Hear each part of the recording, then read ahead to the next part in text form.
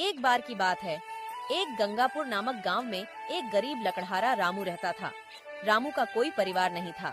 रामू अनाथ था और जब से ही वह गांव में रहता था, रामू के पास संपत्ति के तौर पर एक केवल घर ही था और एक गाय थी। रामू के पास खेती बाड़ी करने के लिए जमीन नहीं थी, जिस कारण रामू जंगल में से लकड़ियां काटकर उन्हें बेचकर अपना गुजारा करता था।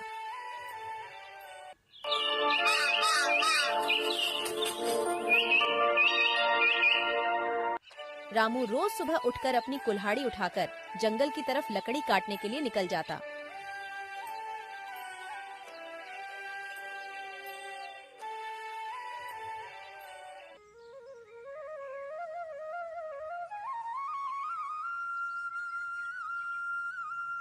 आज मैंने समय रहते ढेर सारी लकड़ियां काट ली।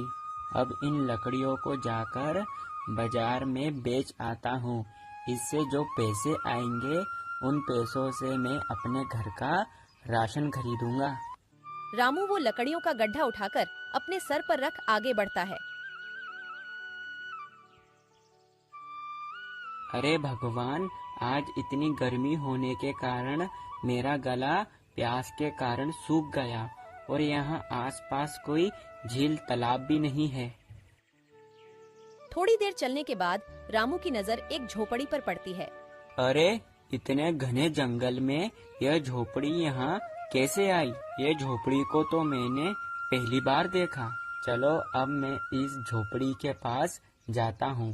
अगर कोई इस झोपड़ी में रहता होगा तो मैं उससे पानी मांग लूंगा। इतना कहकर रामू उस झोपड़ी की ओर बढ़ता है।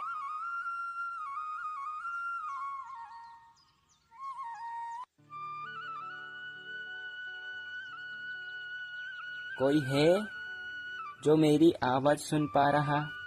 अरे, कोई इस झोपड़ी में रहता है क्या? रामू की आवाज सुनकर एक औरत वहाँ आती है। क्या हुआ, आप मेरी झोपड़ी के पास आकर क्यों आवाज लगा रहे हो? अरे, मैं एक लकड़हारा हूँ और लकड़ी काटना मेरा काम है। मैं इस जंगल से लकड़ियाँ काटकर जा रहा था, मगर मुझे बहुत तेज प्यास लगी। तो फिर मैंने विचार किया, अगर कोई इस झोपड़ी में रहता होगा तो उससे मैं पानी मांग लूंगा। अच्छा, तुम्हें पानी चाहिए? रुको, मैं अभी अंदर से लेकर आती हूँ। वो लड़की रामू को पानी लाकर देती है। तुम इस जंगल में किसके साथ रहती हो? मैंने तुम्हारी झोपड़ी यहाँ पहली बार देखी। मैं जंगल में अकेली रहती हूँ। कुछ समय पहले मैं जंगल में अपने दादाजी के साथ रहती थी, मगर दादाजी के जाने के बाद अब मैं इस जंगल में अकेली रहती हूँ। तुम्हारे माता पिता कहाँ है? मेरे माता पिता नहीं हैं। जब मैं 5 साल की थी तब से ही मुझे मेरे माता पिता छोड़ चले। जब से मुझे मेरे दादाजी इस जंगल में इस झोपड़ी में पाल रहे थे, मगर अब वो भी मुझे छोड़ गए। अब मैं जंगल में अकेली रहती हूँ। तुम्हें इस जंगल में डर नहीं लगता? नहीं, मुझे इस जंगल में डर नहीं लगता। मुझे इस जंगल में रहने की आदत हो गई है। इस आँख से आधा जीवन तो कट गया, थोड़ा सा जीवन बचा है, वो भी कट जाएगा। अब मेरे जीवन में देखने लायक बचा भी क्या है? माँ बाप बचपन में ही चले गए, दादाजी थे, वो भी मुझे छोड़ गए। मेरा जीवन भी ठीक तुम्हारे जीवन की तरह है। तुम्हारा भी कोई नहीं है इस दुनिया में। हाँ, मेरा भी इस दुनिया में कोई नहीं है। मैं खुद गांव में अकेला रहता हूँ और ये लकड़ियाँ काटकर इन्हें बेचकर मैं अपना गुजारा करता हूँ।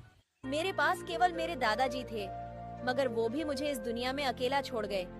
दादाजी को हमेशा यही चिंता सताती थी कि उनके जाने के बाद मेरा क्या होगा, जिस वजह से उन्होंने मेरी शादी के रिश्ते के लिए 1-2 जगह बात की, मगर मेरी एक आंख न होने के कारण कोई ने भी मुझसे शादी नहीं की।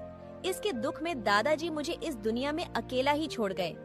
इतने ही बीच में रामू के मन में एक ख्याल आता है और वह कविता से कहता है, तुमसे मुझे एक बात कहनी है, मगर वो बात कहने से मैं जरा डर रहा हूँ।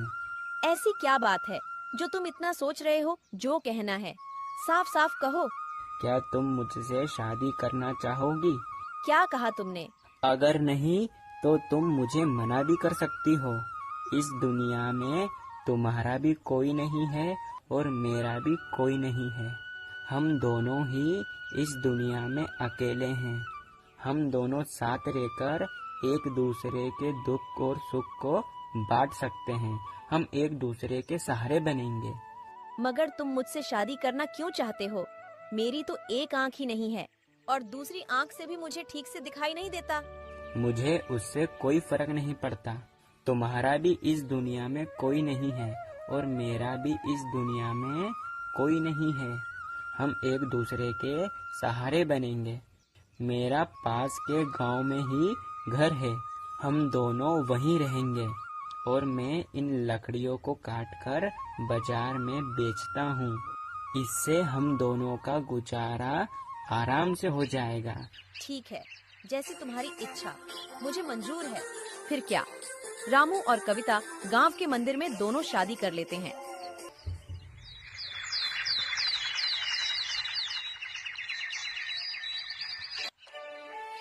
देखो, ये है मेरा छोटा सा घर और मैंने तुमसे पहले ही कहा था ना कि मेरा इस दुनिया में कोई नहीं है, कोई नहीं।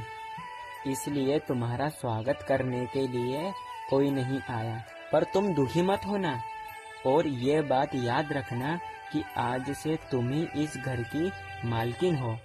तुम्हें ही सब देखना है। रामू की शादी की बात पूरे गांव में फैल जाती है। खबर सुनते ही गांव निवासी रामू के घर पर आते हैं। अरे ओ रामू, रामू, ओ रामू, दरवाजा तो खोल। आता हूँ काका। अरे भाग्यवान, मुझे लगता है ये गांव वाले तुम्हें देखने आए होंगे।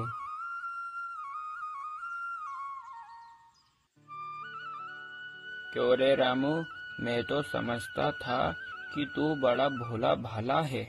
मैं पूरे गांव में सबसे सीधा सच्चा आदमी तुझे ही समझता था, मगर तू तो सबसे अलग निकला।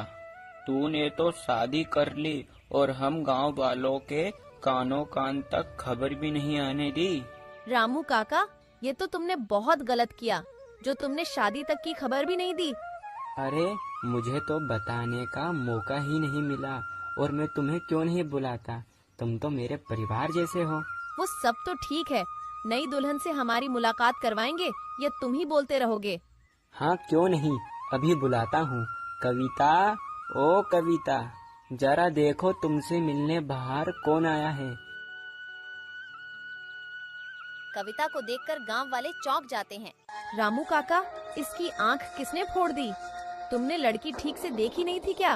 अरे रामू, जब तुझे इतना ही शादी का भूत सवार था तो मुझसे कह देता।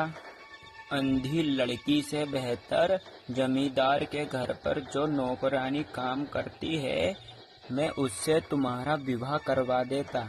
ये अंधी लड़की से तो वो कई ज्यादा सुंदर है। इसे दिखाई नहीं देने के अलावा मुझे लगता है इसे सुनाई भी नहीं देता है, जो इतनी बुराइयां सुनने के बाद भी यहाँ खड़ी है, अंधी कहीं की। रामू काका, इतने दिन तक लड़की ढूंढने के बाद तुम्हें केवल यही लड़की मिली थी क्या शादी करने के लिए? ठीक है, मेरी पत्नी अंधी है और तुम्हें यहाँ किसने बुलाया? हमें ही शौक चढ़ा था, दुल्हन को देखने का लो देख लिया। पता नहीं ये दुल्हन को देखने के बाद आज का दिन हमारा कैसा होगा। तुम्हें किसने कहा था यहाँ आकर मेरी दुल्हन को देखो? जाओ जाओ मेरे घर से। अगर पत्नी जरा सी सुंदर होती तो पता नहीं क्या करता। चलो चलो, हमें ही इसे देखने का शौक आया था। चलो अब। जाओ मेरे घर से, यहाँ से निकलो। इस तरह कविता का पूरा गांव मजाक उड़ाता है।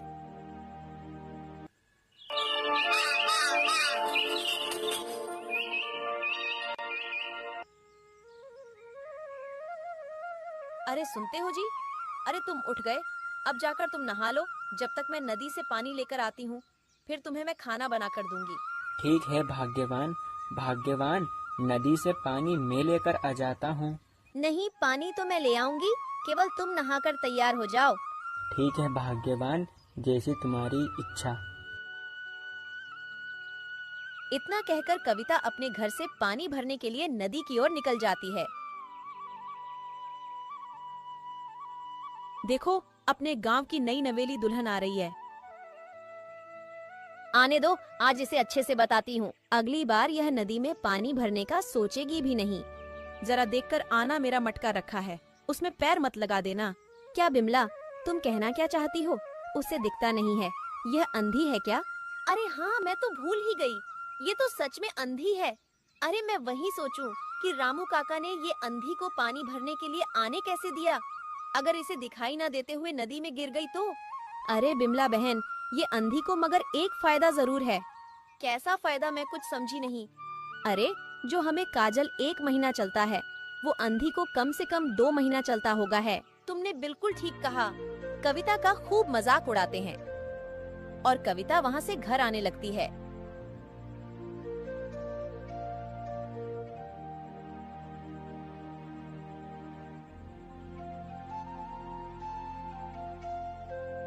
अरे भाग्यवान, तुम पानी भरकर आ गई। रामू की नजर वहाँ मटके पर पड़ती है, जिसे खाली देख रामू कहता है, अरे भाग्यवान, तुम्हारा मटका तो खाली है, तुम पानी भरकर क्यों नहीं लाई? कविता कुछ बोले बिना ही वहाँ से चली जाती है। अरे भाग्यवान, क्या हुआ? मेरी बात का जवाब तो दो। मेरी बात का जवाब तो दो। मैं पानी भरने नदी के किनारे गई तो गांव की औरतों ने मुझे वहाँ भी चिढ़ाया, अंधी कहकर। उनकी इतनी हिम्मत, नदी किनारे तुम्हारी बेइज्जती, अब मुझसे बर्दाश्त नहीं होता। तुम दुखी मत हो भाग्यवान, मैंने तो सोचा कि तुमसे शादी करके तुम्हारा जीवन सुखी हो जाएगा, पर मुझे पता थोड़ी न था कि ये गांव वाले इतने नीचे गिर जाएंगे, जो किसी की मजबूरी ना समझते हुए उसी का ही मजाक उड़ाएंगे। इसमें तुम्हारी कोई गलती नहीं है, गलती तो मेरे पिछले जन्म के कर्मों की है, जो मैं भोग रही हूँ। नहीं भाग्यवान, अब से हम इस गांव में नहीं रहेंगे, हम इस गांव को ही छोड़ देंगे, हम शहर जाएंगे, वहीं मुझे कुछ न कुछ तो काम मिल ही जाएगा। भाग्यवान, वहाँ हम चैन की सांस ले पाएंगे। फिर यहाँ घर बार का क्या होगा और अपनी गाय का कौन ख्याल रखेगा? तुम उसकी चिंता मत करो भाग्यवान, मेरा एक करीबी मित्र है जो अपनी गाय को ले जाएगा। चलो, जो जो जरूरी सामान है उसे एक पोटली में बांध लो, हमें आज रात को ही यहाँ से निकलना होगा। रात के समय रामू और कविता पोटली सर पर रखकर गांव से बाहर जाने लगते हैं। अचानक से रामू और कविता को भूत दिखाई देता है। अरे बाप रे बाप, हम तो आज गए। आप कौन हो? मैं एक ब्रह्मदत्त भूत हूँ। क्या ब्रह्मदत्त भूत? ये तो भूतों की प्रजाति में सबसे बड़ा भूत होता है। एकदम सही कहा, मैं भूतों की प्रजाति में सबसे बड़ा भूत हूँ। तुम रामू और ये तुम्हारी पत्नी कविता, तुम दोनों ही इतनी रात में कहाँ घूम रहे हो? तुम्हें हम दोनों के नाम कैसे पता चले? मैं सब जानता हूँ, क्योंकि मैं हूँ ब्रह्मदत्त भूत। मुझे सब पता है। जो मुझे रात में मिलता है, मैं उसे मनचाहा वरदान देता हूँ। क्या तुम हमें वरदान दोगे? मांगो, तुम्हें क्या वरदान मांगना है? अरे भाग्यवान, मुझे तो कुछ समझ नहीं आ रहा कि ये ब्रह्मदत्त भूत से क्या वरदान मांगे। तुम्हारे मन में कुछ विचार हो तो बताओ। हम धन मांग लेते हैं, हमारे पास बहुत सारा धन होगा तो कोई गांव वाला हमारा मजाक नहीं उड़ा पाएगा। नहीं भाग्यवान, मुझे धन नहीं चाहिए, मैं ब्रह्मदत्त भूत से तुम्हारी आँख। अपनी गरीबी दूर थोड़ी ना होगी। अरे जरा जल्दी करो, मुझे और कहीं भी जाना है, जरा जल्दी मांगो वरदान। सोच लिया ब्रह्मदत्त भूत, मुझे मेरी पत्नी की खोई हुई आँख वापस चाहिए। कथास्तु। ब्रह्मदत्त भूत के जादू करते ही रामू की पत्नी कविता की आंख वापस आ गई और उसे सब अच्छे से देखने लगा। अरे भाग्यवान, तुम्हारी आँख वापस आ गई, कितनी खुशी की बात है। अब तुम्हें कैसा लग रहा है? अब मुझे सब साफ साफ और अच्छा दिख रहा है। मेरी आँखों की रोशनी वापस आ गई, मुझे सब अच्छे से दिख रहा है। तुमने मेरी खुशी के लिए ब्रह्मदत्त भूत से धन नहीं मांगा, तुमने मेरी आँख मांगी। नहीं भाग्यवान, मुझे धन से ज्यादा तुम प्रिय हो।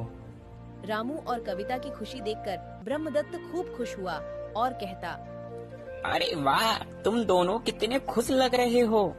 तुम्हें खुशी देखकर मुझे एक वरदान देने की और इच्छा है। तुम दोनों अपने एक एक हाथ फैलाओ। ब्रह्मदत्त भूत के जादू करते ही रामू और कविता के हाथ में एक एक सोने की मोहर आ गई। अरे भाग्यवान, देखो सोने की मोहर। कितनी चमक रही है सोने की मोहर। अब मैं चलता हूँ और तुम्हें ये गांव छोड़ने की कोई जरूरत नहीं है। जाओ, अपने गांव की ओर वापस लौट जाओ। भूत के कहते ही रामू और कविता खुशी खुशी अपने गांव की ओर वापस लौट जाते हैं।